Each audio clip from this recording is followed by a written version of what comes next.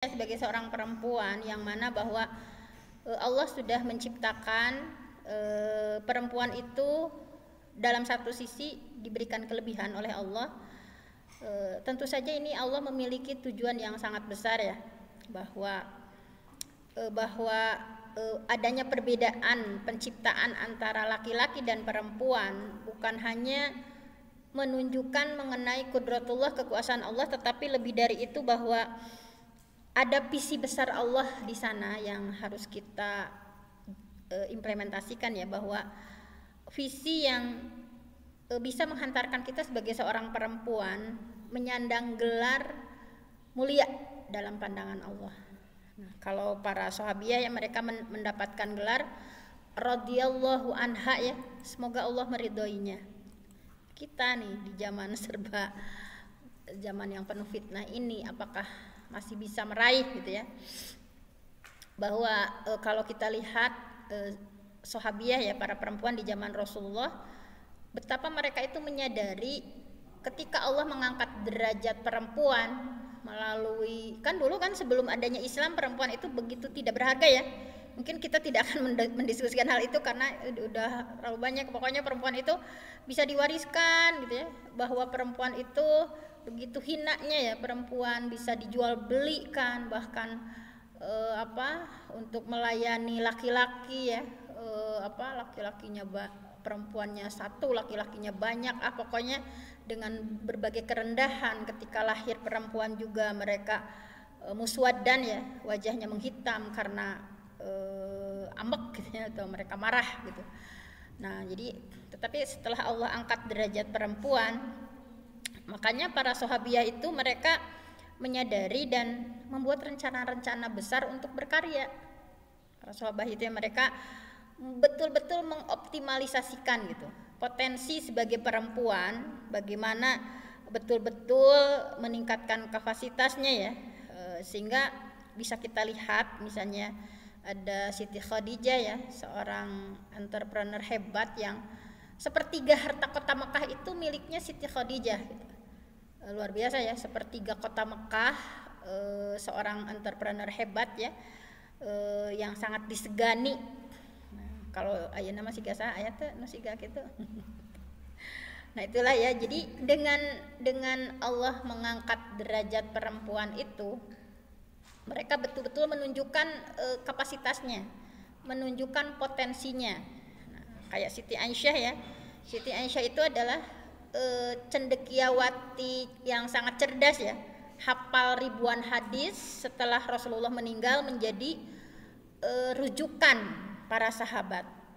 Kita juga sebagai perempuan mudah-mudahan ya di sini bisa melahirkan seorang mujaddidah ya, pembaharu yang bisa menjadi rujukan nantinya ya. Kemudian kita juga belajar dari siapa? Ada Ummu Sulaim ya, yang dakwahnya itu menggelora gitu ya. Ketika Ummu Sulaim berdakwah itu luar biasa sekali. Kemudian ada seorang orator ya, orator setiap perkataannya itu betul-betul berdampak kepada orang lain. Kita lihat ada siapa? Ada Asma binti Yazid gitu ya.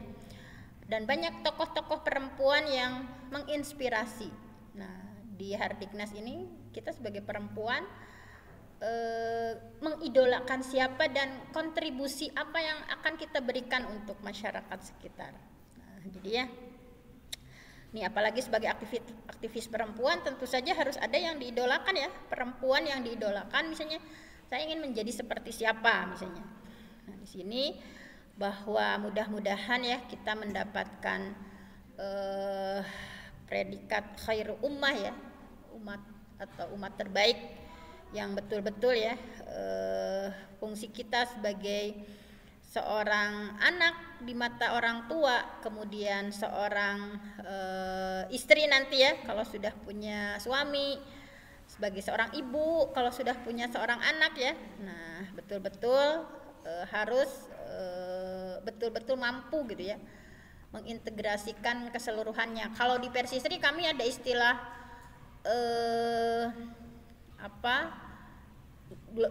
visi atau visi Persi Sri semboyannya itu menjadi mar'ah solihah, perempuan solihah, kemudian ummun muhtarimah, perempuan yang terhormat, dan jaddah sa'idah, menjadi nenek yang bahagia. Nah itu kalau semboyan emak-emaknya, selain kan kita di Kohati juga ada ya bahwa perempuan sebagai anak, sebagai istri, sebagai ibu. Nah kalau dibaca di pedoman itu ada. Nah kita juga sama, bahwa memang perempuan itu tidak terlepas dari itu.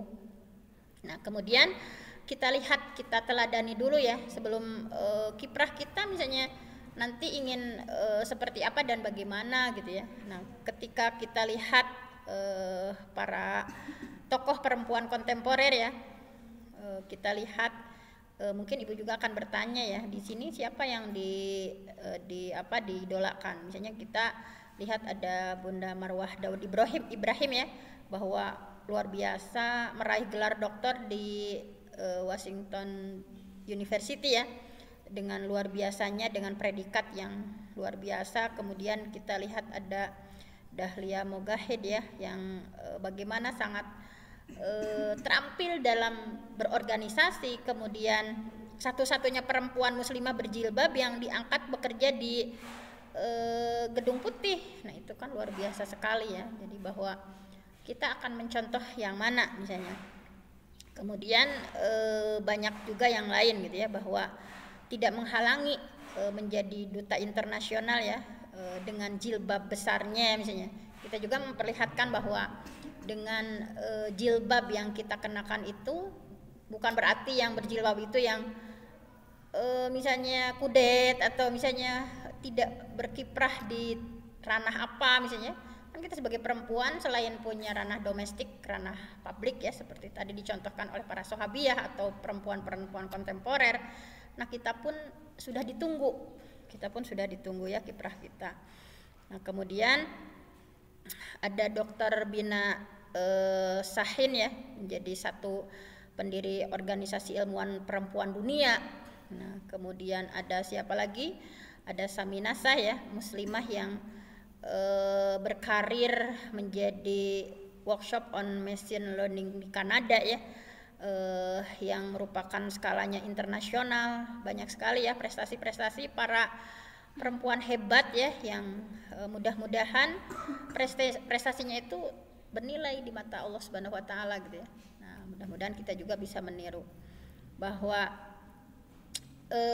sehingga ketika kita menjadi seorang perempuan ya, karena perempuan itu almar'ah aimadul bilad, bahwa perempuan itu adalah tiangnya negara gitu ya. Idza soluhat, ketika perempuannya benar, soluhal bilad, maka negara pun beres. Tapi sebaliknya, wa idza fasadat, ketika perempuannya rusak, fasadal bilad, maka negara pun rusak. Nah, kita lihat ya Indonesia saat ini, apakah negaranya beres atau rusak? Itu tanya perempuannya. Kita begitu carut marutnya bangsa Indonesia ya, bahwa berbagai hal gitu ya menunjukkan walaupun banyak sisi positifnya ya, tetapi mungkin bisa kita lihat. Nah makanya dilihat perempuannya, ketika sebuah negara itu beres gitu ya, negara itu bagus, maka dilihat dari perempuannya. Kalau laki-laki tidak solih misalnya, itu bahayanya tidak sebahaya ketika perempuannya yang rusak misalnya. Kan kalau perempuannya yang rusak itu otomatis melahirkan generasi anak-anak yang seperti apa misalnya ya. Kemudian kalau laki-laki kan dampaknya gitu ya tidak terlalu untuk keluarga gitu ya. Selama perempuannya bagus misalnya mendidik dengan luar biasa, nah maka insya Allah gitu. Nah kemudian kita juga lihat di para tokoh pejuang perempuan ya, misalnya dari Dewi Sartika ya. Kalau di Muhammadiyah ada Nyai Ahmad Dahlan ya, ada Siti Walidah. Nah, Ibu tanya dulu nih, siapa di sini yang mengidolakan siapa misalnya? Saya ingin menjadi aktivis perempuan, mengidolakan siapa? Ini moderator, coba kita tanya. Neng, idolanya siapa? Ada nggak? Iya dari perempuan. Pak Moget pada seut, karena disebatkan banyak yang hebat ya. Ini dari perempuan. Jangan-jangan kalian aktivis perempuan mengidolakan siapa? Misalnya. Siapa yang didolakan? Ada? Aisyah. Kenapa mengidolakan Aisyah? Karena beliau ibu dalam hadis. Ibu ya, ibu dalam hadis. Kalau yang kontemporer di Siti Aisyah udah sangat luar biasa ya. Kalau yang kontemporer sekarang coba ada nggak yang menjadi inspirasi misalnya? Oh saya ingin bergerak seperti ini nih, karena saya menginspirasi dari tokoh ini nih. Misalnya. Ada? Kebanyakan laki-laki Bu. Sebenarnya tuh orang oke sebagai perempuan mengidolakannya laki-laki gitu ya. Siapa di sini nih yang ada idola misalnya? Saya ingin seperti Ibu Aminah ya, Aminah Dahlan.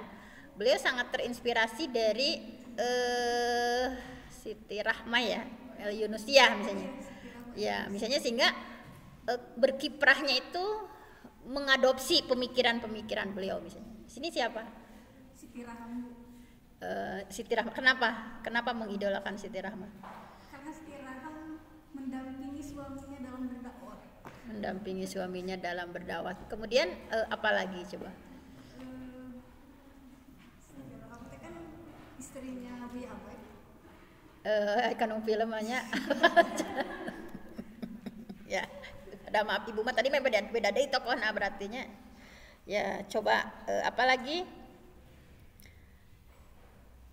Coba selain Ibu moderator udah banyak tadi ya. Ini Neneng Kohati siapa? Kalau untuk tokoh perempuan muda hari ini saya masih membanggakan Shirley Anavita. Oh Shirley yang pernah kesini ya? Iya. Shirley Anavita. Karena kan beliau ruang lingkupnya di remaja, pemuda-pemudi gitu. Nah kalau untuk tokoh pejuang mengagumi Raden Lasminingrat. Orang Garutnya. Garut. Karena kan beliau seorang perempuan yang pertama kali mendirikan sekolah bagi kaum istri. Iya. Di Garut gitu. Udah mah dari Garut gitunya, terus orang Garut dia pejuang perempuan Sunda. Pejuang perempuan Sunda. Ya. Jadi jangan sampai aktivis perempuan nggak tahu tokoh-tokoh perempuan misalnya. Siapa lagi? Ada lagi? Mengidolakan siapa? Ini para perempuan mengidolakan ibunya sendirinya. Saya mengidolakan ibu saya. Baik. Di sini banyak ya tokoh-tokoh, misalnya di antara pesan yang bisa diinspirasi oleh kita, misalnya pesan dari Dewi Sartika ya di antaranya bahwa kaum perempuan harus terus menuntut ilmu karena tanpa pendidikan itu perempuan akan terbelenggu dengan kebodohannya dan akan menurunkan derajatnya. Ini bahwa di dalam pendidikan perempuan itu memang harus mengenyam setinggi-tingginya gitu ya. Bahwa jangan sampai Allah sudah mengangkat derajat tetapi cekolot baheula ada istri mah sumur, dapur, kasur, misalnya hanya itu saja misalnya, walaupun itu tetapi tetap ya segala sesuatu itu butuh ilmu, apalagi perempuan itu adalah al-ummu madrasatul ula, perempuan itu adalah madrasah pertama. Nah kemudian ini dari Rahmah El Yunusiah ya, bahwa menurut Rahmah El Yunusiah bahwa perempuan itu punya peranan penting dalam kehidupan, bahwa perempuan itu adalah pendidik untuk anaknya. Nanti mereka para perempuan itu yang bisa mengendalikan jalur putra-putri itu adalah perempuan. Bayangkan kalau saya ada sebuah cerita yang menurut saya sangat menarik gitu ya. Ada seorang seorang fulan yang dia itu sangat senang untuk jihad fisabilillah, senang ya untuk perang apapun yang didengungkan untuk dia ya di masa keemasan Islam, selalu ikut dalam peperangan itu. Nah, sampai suatu saat dia menikah dengan seorang perempuan. Nah kemudian ada panggilan jihad. Kemudian perempuan tadi ya si suaminya tadi ikut minta izin sama, padahal 7 bulan madu orangnya belum genap setahun, dalam kondisi hamil ya istrinya, ada panggilan jihad, kalian bakal ngizinan mah. Ya diizinkannya, diizinkan dan Dan si laki-laki tadi sudah menyiapkan karena istrinya mau ditinggal, dia berikan kalau sekarang mungkin 100 jutaan lah ya misalnya. Udah, jadi emang mau jihad itu harus terjamin ya istri dan anak gitu ya. Jangan sampai jihad hari anak dan istri misalnya ya dengan berbagai kesulitannya. Nah, dia tinggalkanlah 100 juta gitu ya untuk istrinya itu. Nah, kemudian ceritanya dia jihad fisabilillah, kemudian dalam waktu yang lama, karena kan dulu di perluasan Islam itu ya tidak ketika perang teh bukan setahun 2 tahun. Pami Bang Toyib 3 kali lebaran, iya 30 kali lebaran nggak pulang-pulang. 30 kali lebaran, bayangkan ya nggak pulang-pulang. Nah, kemudian di tahun setelah 30 tahun itu kemudian dia pulang. Kemudian setelah pulang lihat ya di Madinah itu, Cina kenapa ya rumah saya kok jelek gitu ya, yang lain bagus rarobah gitu ya, rumah nanti angger gitu ya.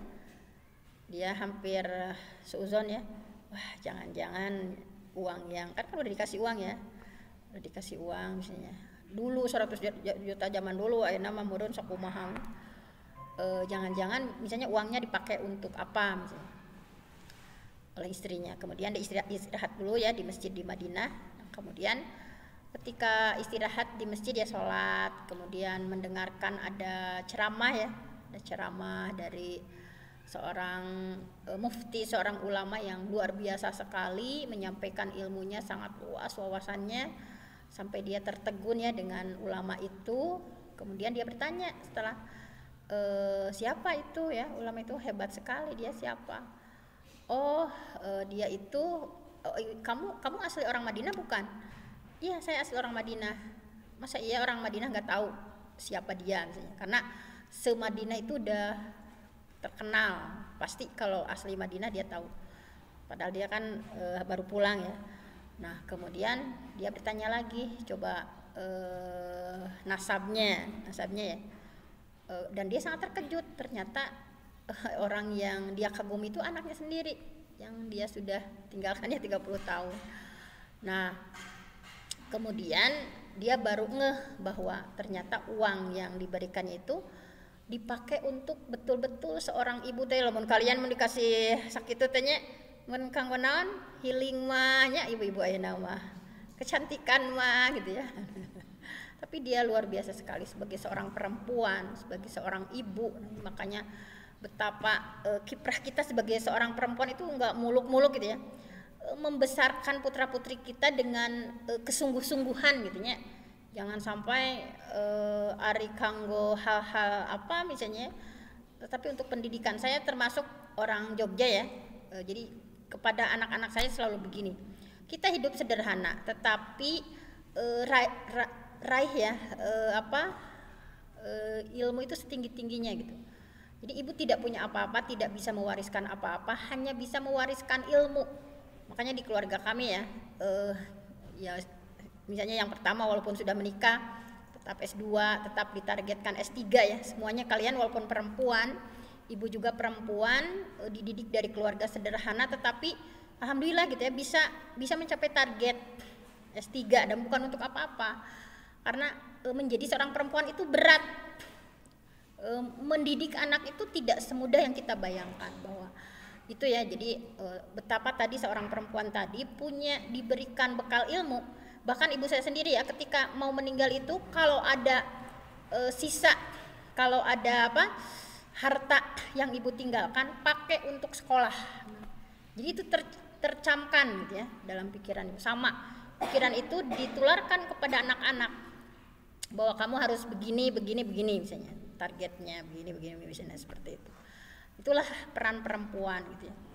Sama tadi juga kita dapati misalnya Imam Bukhari yang hafal ya 200.000 hadis juga ketalar karena ibunya yang luar biasa. Padahal Imam Bukhari itu kan ketika kecilnya dia buta, tetapi karena ibunya menangis terus minta sama Allah gitu ya supaya disembuhkan, sehingga dengan izin Allah ya, karena kesungguh-sungguhan seorang ibu mendoakan anaknya, nah sehingga sama Allah disembuhkan dan menjadilah Bukhari yang seperti kita bisa tahu. Nah, kita emang nanti sebagai seorang ibu ya, peran kita dalam mendidik anak itu sangat luar biasa.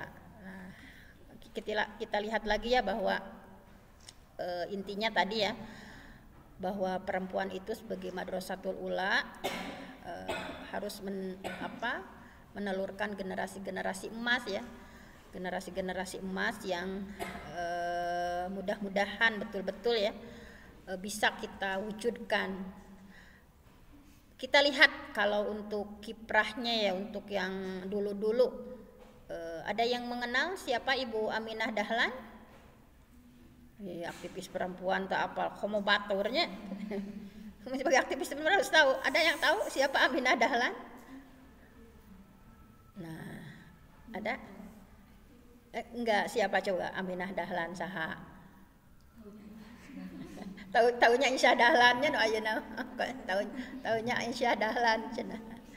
Nah, bagus Ibu Aisyah Dahlan juga. Saya sebagai seorang perempuan juga sangat terinspirasi ya dengan luar biasa ilmunya dari beliau. Nah, kita lihat Aminah Dahlan itu adalah ini pendirinya Bentaran Cabogo ya, pesantren itu luar biasa sekali Bu Aminah Dahlan. Nah, iya ibunya Ustadz Iqbal. Terang tak? Tuh atuh nah. Terang atunya Ibu Aminah biar aku terang. Nah, beliau itu kan kemarin sempat heboh dibahas di grup dosen ya, bahwa masih ada keturunan dengan Rasulullah kan, masih ada keturunan dengan Rasulullah. Nah, sehingga masih dari keturunannya Ali bin Abi Thalib ya, dari cucunya dari Hasan. Nah, jadi sangat luar biasa sekali. Nah, itu kiprahnya luar biasa sekali. Beliau juga ya, baik itu. Nah, itu tadi terinspirasi dari sosok yang luar biasa, yaitu dari Rahmah El Yunusiyah yang mendapatkan gelar Syaikhah ya dari Al Azhar Mesir.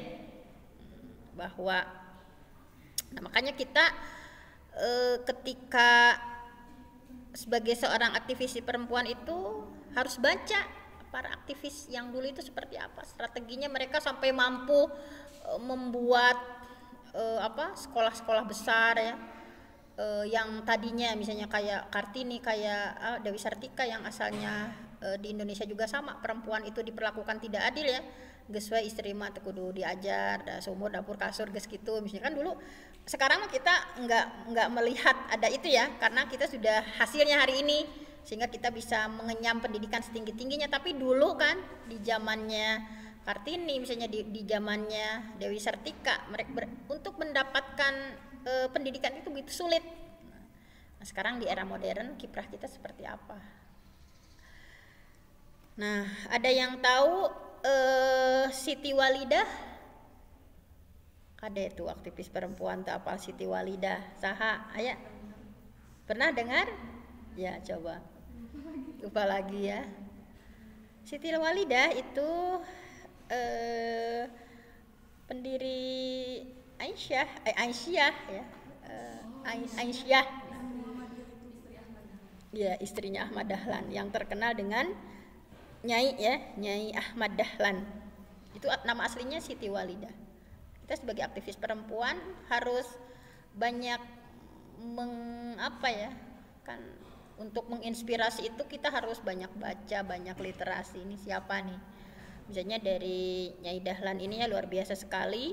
Dulu itu di zaman beliau kan sangat sulit, sehingga menciptakan ada Sopo Tresno ya. Sopo Tresno itu sebuah perkumpulan ya, perkumpulan tempat diskusinya para perempuan gitu ya, bahwa mencerdaskan ibu-ibu saat itu ya, mereka yang awam terhadap masalah agama, dengan kegigihan Siti Walidah ya, mengumpulkan ibu-ibu misalnya bagaimana diajarin berbagai hal gitu ya, diajarin baca tulis.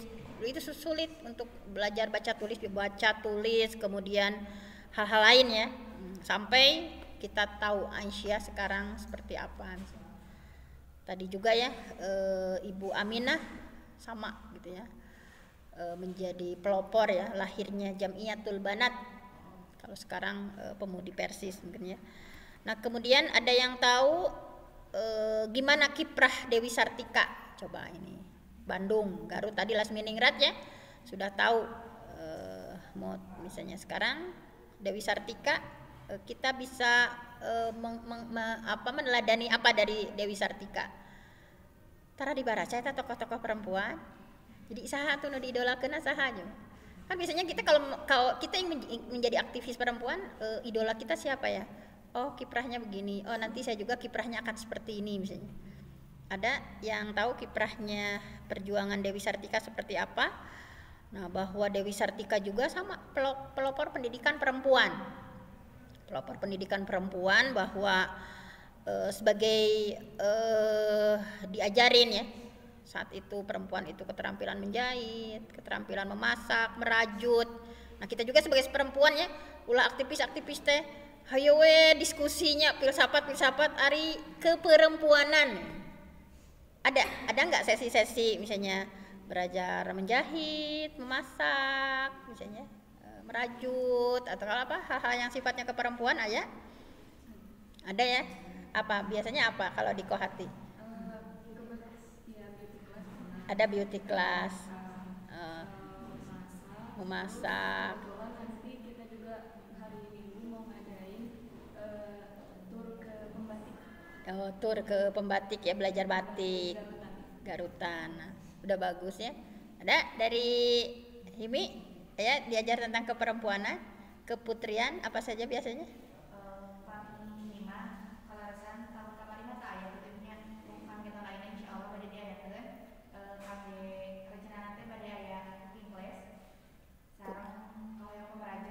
Nah itulah memang harus perempuan tanya ulah orang tahu diskusinya anger dan pokoknya mah orang tanya tapi tadi tuh pokok memang seumur dapur kasur itu pokok kita tapi selain domestik kita pun punya kebermanfaatan di ruang publik.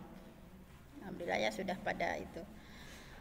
Nah kemudian beliau juga selain membekali para perempuan hal-hal yang sifatnya keputrian, ngajarin baca, tulis, matematika, kesehatan gitu ya, luar biasa sekali ya. Dulu beliau mengelola ya, menyelenggarakan yaitu apa namanya itu ya keutamaan istri Minangkabau. Jadi membuka sekolah ya di Padang Panjang dengan nama keutamaan istri Minangkabau, luar biasa sekali ya.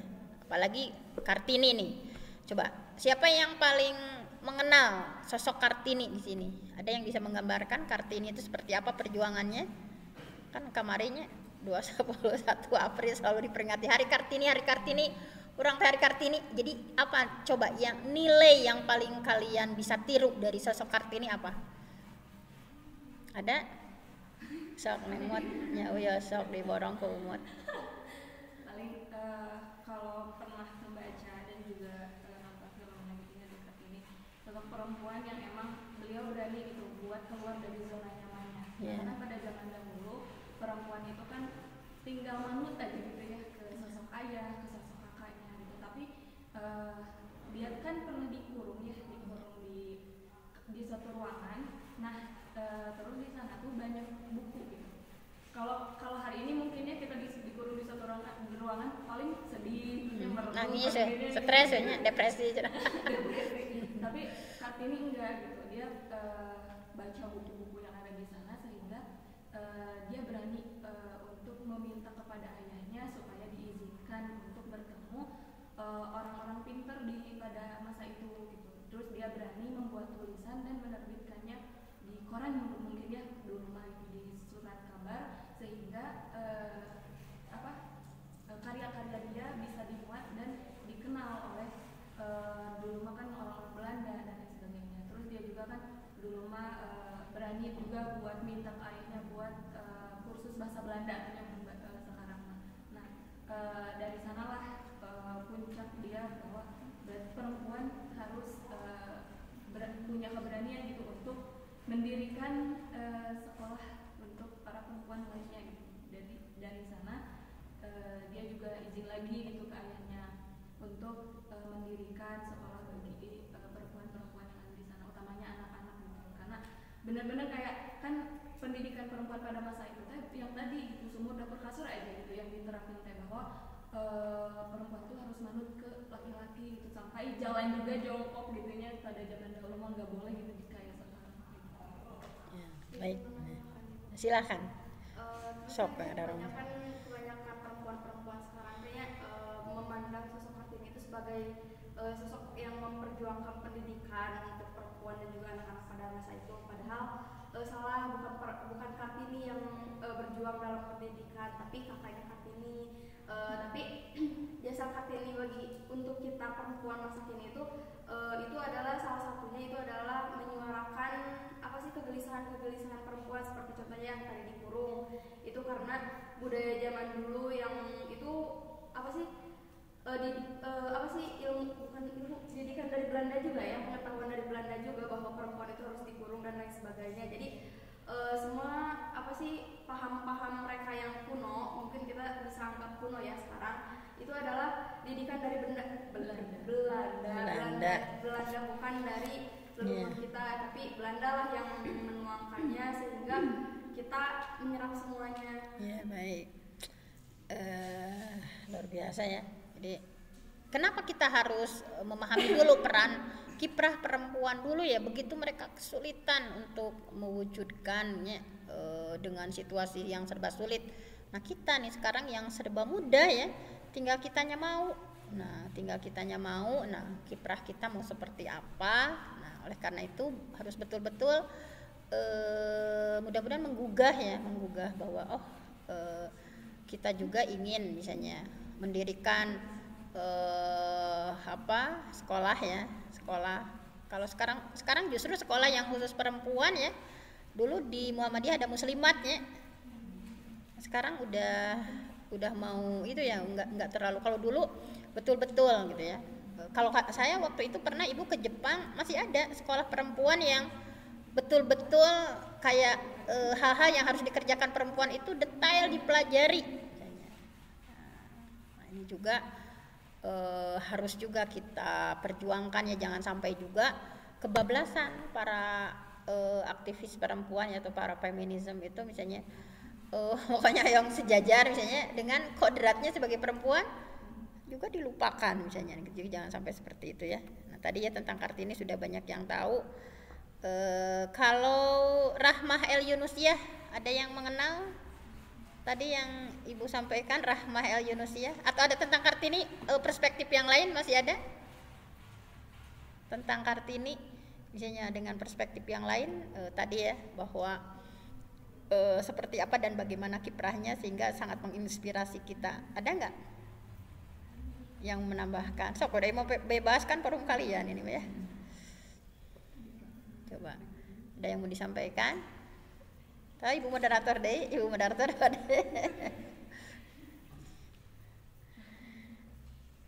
Nah, itulah ya tadi sudah disampaikan begitu yang tadi ya disampaikan oleh rekan-rekan tadi. Nah, untuk Rahmah El Yunusiah kita juga harus mengenal ya, beliau adalah motivator dan inspirator pergerakan karuman perempuan di Minangkabau. Jadi bagaimana memperjuangkan harkat perempuan ya dengan mendirikan Diniyah Putri. Jadi ayah khususnya Diniyah menurut MD mun ayeuna madrasah Diniyah. Nah, ada khusus Diniyah Putri ya. Beliau berkerudung ya, Rahmah El Yunusiah di Padang. Kemudian sekolah tadi ya terus berkembang ya, di semua jenjang ada. Dan pada tahun 64 nih Rahmah mulai merintis terwujudnya mendirikan Universitas Islam Wanita. Nah, luar biasa sekali ya. Jadi ada Diniyah perempuan, kemudian kesininya seluruh jenjangnya, dan di tahun 63 beliau sudah mulai merintis mendirikan Universitas Islam Perempuan atau Universitas Islam Wanita. Nah, di sini ada nggak bercita-cita seperti itu? Jadi untuk memberikan ruang gerak perempuan yang lebih luas, kiprahnya lebih bagus lagi ya. Nah, ini ada. Dan tahun 67 diresmikan menjadi Fakultas Tarbiyah dan Dakwah ya dari Perguruan Tinggi Diniyah Putri, sehingga luar biasa sekali ya. diresmikan oleh gubernur menjadi namanya apa? Fakultas Tarbiyah dan Dakwah dari Perguruan Tinggi Diniyah tadi. Nah, jadi luar biasa sekali ya, ada sosok perempuan yang betul-betul sangat peduli terhadap karena ilmu agamanya masih pada kurang, ada diniyah putrinya sampai perguruan tingginya ya. Kepikiran nggak kita sampai berkiprah ke sana? Mudah-mudahan ya. Jadi kalau cita-cita harus setinggi langit gitu ya. Kan sekarang kalau mampu memanagenya ya, apalagi di era sekarang itu yang tidak mesti nanti itu di 10 tahun 20 tahun ke depan, bahwa dengan era industri yang begitu luar biasa ya, seperti Traveloka kan mereka itu tidak punya satupun hotel tapi income-nya triliunan kan, nggak punya secara fisik, nggak punya misalnya. Kemudian kita lihat GoFood, punya nggak restorannya? Nggak punya restoran, tapi karena mampu memanage dan mengendalikan ya, ada ilmunya, nah sehingga luar biasa pemasukannya. Sama nanti juga kayak lembaga pendidikan, nggak usah ada secara fisiknya gitu, nanti bisa jadi, walaupun banyak yang kontroversinya bahwa guru itu nggak bisa digantikan dengan yang lain misalnya ya, apalagi sekarang ITB heboh pendidikan agama di online kan sadayana nggak perlu tatap muka, sekarang heboh itu ya diperbincangkan gitu. Nah, jadi bahkan menurut para peneliti memang ke depan itu tidak mesti secara fisik kita punya bangunannya, yang terpenting kita mampu punya kemampuan untuk mengendalikan itu. Dan kita sebagai perempuan harus bisa ya masuk ke arah sana. Kan enak masuknya kursus online apa untuk perempuan juga banyak ya.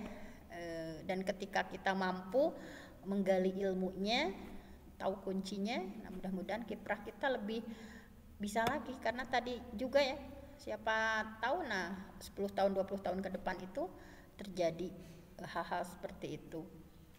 Kan ayeuna mah tinggal kliknya cucian hayang bersih go clean, hayang tuangan go food, karya aya artosna sekarang tinggal kliknya. Bahkan nanti itu kan sekarang di Jepang ya sudah Society 5.0 bahwa ayah hotel tuh tidak ada orangnya satu orang pun kan, semuanya dilayani ku AI ya, dengan artificial intelligence, dengan robot, mukakeun pantau, mukakeun ieu nya betul-betul terintegrasi. Nah, kita nih para perempuan harus mencari ilmunya, menggali ilmunya dari sekarang gitu. Ini mesti seperti apa. Jadi saya bercita-cita ingin membuat yayasan, misalnya kalian ya di list ingin membuat yayasan, betul-betul ingin membesarkan para perempuan gitu ya, menciptakan perempuan-perempuan hebat, misalkan dengan kemampuan manajerial kalian, dengan kemampuan teknologi kalian misalnya. Jadi ulah di mananya artosna ngadamel gedung misalnya untuk nama henteu banyak. Nah, ya pokoknya kita berkiprah di apapun dan manapun ya, bagaimana.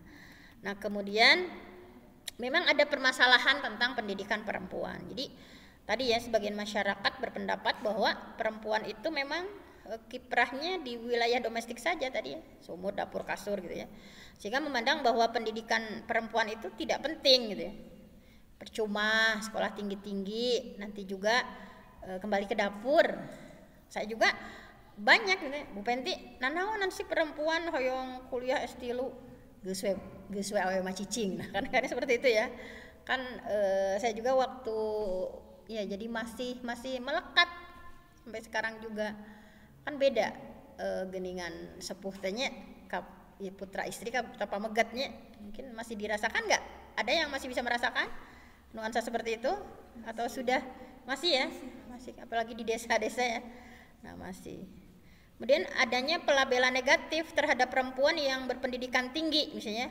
Tadi bahwa perempuan itu nggak usah sekolah tinggi-tinggi, nanti laki-laki minder, bisa jadi perawan tua misalnya. Ya gitu kayaknya. Aya gitu. Betul ada ini. Pengalaman, pengalamannya. Misalnya ada gitu ya yang mau segera nikah gitu,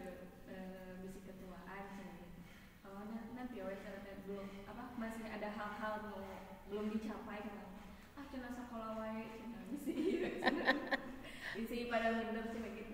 Isi pada minder laki-laki ya. Tapi ibu juga memang sebagai seorang perempuan ya, ketika nomor 2 sekarang mau kuliah ya, teteh itu targetnya kan sekarang usianya itu 20 ya, 20 misalnya 4 tahun 24 ya keluar 18 ya nantinya 18 tambah 4 sebenarnya 22 teteh pamit tambah S2 24 S3 3 tahun 27 misalnya.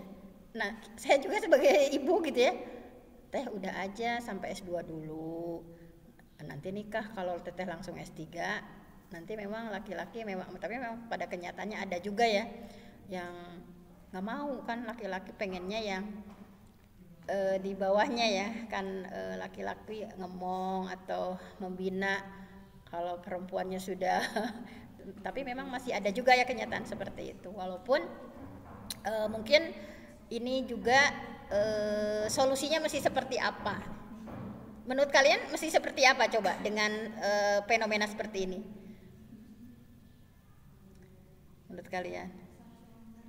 Sama-sama mengerti. Cita-citanya gimana nanti? Jadi udah ada target-target.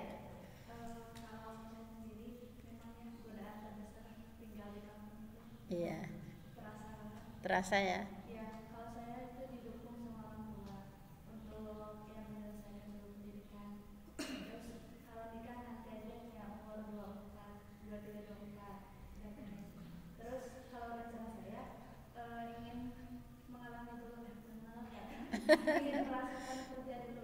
Iya, kerja dulu ya. Makan dari hasil sendiri. Makan dari keringat sendiri. Luar biasa. Tepuk tangan. Ini para perempuan-perempuan mandiri ya.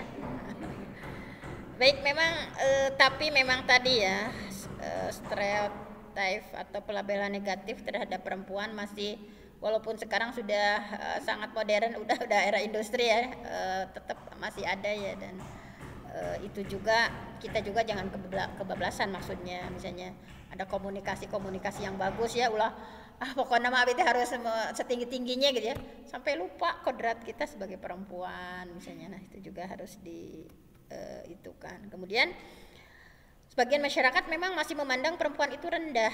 Nah jadi mungkin ini masih dampak pemikiran jahiliyah ya, bahwa perempuan, kita tahu sebelum ada surah An-Nisa ya, bahwa tadi bahkan para laki-laki itu ya kepada perempuan itu sangat luar biasa sekali, bukan hanya di Jazirah Arab ya, di agama-agama yang lain pun sama memperlakukan perempuan itu seperti itu. Tapi sekarang masih ada nggak? Bahkan kan di sebelum Islam itu bahwa innan nisa syayatin khuliqna lana. Ada seperti itu pernyataannya, bahwa ada sebuah syair, innan nisa, sesungguhnya perempuan itu syayatin, syaitan-syaitan, khuliqna lana, yang diciptakan untuk kami gitu ya. Itu sebuah syair dari pra-Islam ya. Dan mereka na'udzubillah min syarri syayatin. Jadi kita berlindung kepada Allah dari memohon perlindungan dari perempuan. Tapi memang ada hadisnya juga memang. Makanya kita sebagai perempuan memang harus hati-hati kan, di antara yang fitnah yang terbesar ba'di setelah Rasulullah enggak ada ya, di antaranya adalah bagi laki-laki arijal, bagi laki-laki itu adalah perempuan. Memang ayat hadis nanya bahwa perempuan itu memang fitnah terbesar. Bayangkan ada kisah seperti ini. Seorang muadzin, tukang adaannya soleh lah. Suatu hari dia teh adan di menara. Tiba-tiba melihat ke bawah ada perempuan cantik. Kabeng bat keadaan ganya. Kabeng bat tuh istrinya, karena kami sebagai perempuan itu memang luar biasa ya. Bisa kabeng batnya. Kemudian dia keluarlah ya. Nama setannya keluar kepada ini asli, ini ada di sebuah kitab asli. Nah kemudian dia ngetok-ngetoknya, mencek orang mah permisi. Setelah dibuka, itu kan perempuan Yahudi ya. Kemudian setelah dibuka, laki-laki itu berkata, aku menyukaimu mencik orang teh bogoh ka anjeun mencik urang mah nya. Kemudian kata si perempuannya, kan kita beda agama, saya Yahudi, kamu Islam. Tetapi saya menyukaimu, saya rela meninggalkan agama saya. Laki-laki banyak rela meninggalkan agama karena perempuan itu main atunya. Jadi saya rela meninggalkan agama saya untuk mendapatkan cintamu. Akhirnya murtad lah si pameget tadinya, murtad. Dan jeung si perempuan itu ya melakukan itulah ya, kemudian sampai mabok, tadi murtad, mabok, membunuh tuh, itu gara-gara istrinya. Makanya dalam Quran ada 6 cara interaksi sebagai perempuan itu, memang ada qaulan layyina, qaulan ma'rufa, qaulan karima ya, qaulan baligha. Jadi perempuan itu memang kalau bicara jangan menggoda laki-laki. Itu juga harus menjadi catatan untuk kita ya. Jangan sampai orang nyarios teh pameget teh nanti tertarik gitu ya. Kan serba salahnya. Udah belajar tentang 6 gaya komunikasi Quran, bagaimana membedakan qaulan layyina, karima, ma'rufa ya. Nah, ini diantaranya bahwa perempuan itu ketika bicara jangan meliuk-liuk atau apa ya, dilembut-lembut, nggak boleh ya, gitu istri menyarios ya. Nah nantinya bahaya. Nah kemudian intinya pandangan Islam ya terhadap pendidikan perempuan, sama laki-laki atau perempuan dituntut untuk mencari ilmu ya. Hadisnya sudah sangat jelas, tolabul ilmi fardhatun ala kulli muslim. Nah kemudian apalagi banyak ya. Udah tadi Dewi Sartika, Siti Walidah, R.A. Kartini. Nah, perempuan cerdas ya dalam sejarah. Nah, di sini diantaranya ada nama-nama ulama perempuan ya. Al-Isobah fit Tamyiz as-Sahabah ya. 500 perempuan ahli hadis. Siapa di sini yang termasuk di dalamnya? Ahli hadis ayah. Kiprah kita nggak usah jauh-jauh. Apa ya kiprah kita ya? Itu misalnya jadi ahli hadis. Ayah jurusan ilmu hadis. Oh iya ahli hadis. Mudah-mudahan nanti termasuk di dalamnya ada 500 perempuan ahli hadis ya. 501 berarti ya nanti. Luar biasa ya. Kemudian diantaranya kan banyak ya menyebutkan sini Sukainah binti Al-Husain. Siapa yang mengenal? Atau kan misalkan tadi no nasional teh apa? Cing Islami cing iya ya background Islam kudu apa? Sukainah binti Al-Husain, ada yang tahu? Itu adalah cicit Rasulullah kan? Husain siapanya? Cucu ya. Nah, Sukainah itu perempuan, tokoh perempuan. Cicit Rasul, tokoh perempuan, ulama terkemuka di zaman itu. Luar biasa ya, bahwa pemikirannya luar biasa, budi pekertinya luar biasa ya.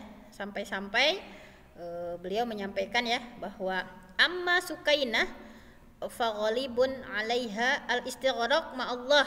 Tuh, hari-harinya Sukainah itu sering berkontemplasi ya dengan Allah gitu ya. Dan ia sering memberikan kuliah umum di hadapan laki-laki atau perempuan termasuk ulama, termasuk di Masjid Umawi. Pokoknya dikenal sebagai tokoh kebudayaan. Rumah beliau sering dijadikan pusat aktivitas para budayawan dan penyair. Nah, kalian harus punya cita-cita. Abi mangke teh pami gaduh bumi teh hoyong kieu. Ya, luar biasa. Kemudian siapa lagi para tadi Aisyah ya udah tahu. Nailah, nah ada yang kenal dengan Nailah binti Al-Farafisa. Sofia, ada yang tahu Sofia? Pasti ya tamu Sofia mah piraku. Ya. Nah, ini termasuk juga Fatimah binti Al-Muzir. Ada yang tahu? Ini perempuan ahli hadis. bahwa luar biasa ya, beliau itu menyampaikan ya, Fatimah binti Al-Muzir ya, ahli hadis ya, bahkan pengakuan dari suaminya sendiri ya, Hisham bin Urwah, atau sering dipanggil dengan Abu Al-Muzir ya. Para ulama bersepakat bahwa suami Fatimah merupakan ulama dan imam dari ilmu hadis, sudah meriwayatkan lebih dari 400 hadis. Nah ini pokoknya banyak ya.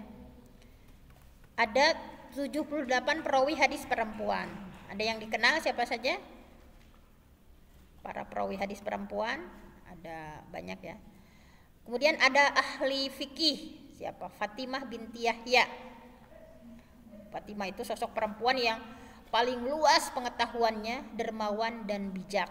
Tuh katanya terkenal disebutkan nami-naminanya ahli di bidang naon misalkan teh. Aisyah binti Ahmad. Nah, sama Aisyah binti Ahmad juga ilmuwan ya, ilmuwan besar sekelas Ibnu Hayyan. Banyak pokoknya.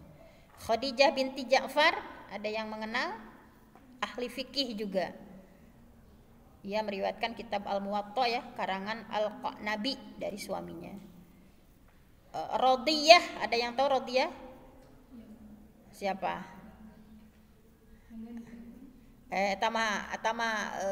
Sanes, Robiah Al-Adawiyah tentunya namanya. Terkenal Robiah Al-Adawiyah ya, seorang tokoh sufi perempuan. Nah, kalau ini mah ilmuwan.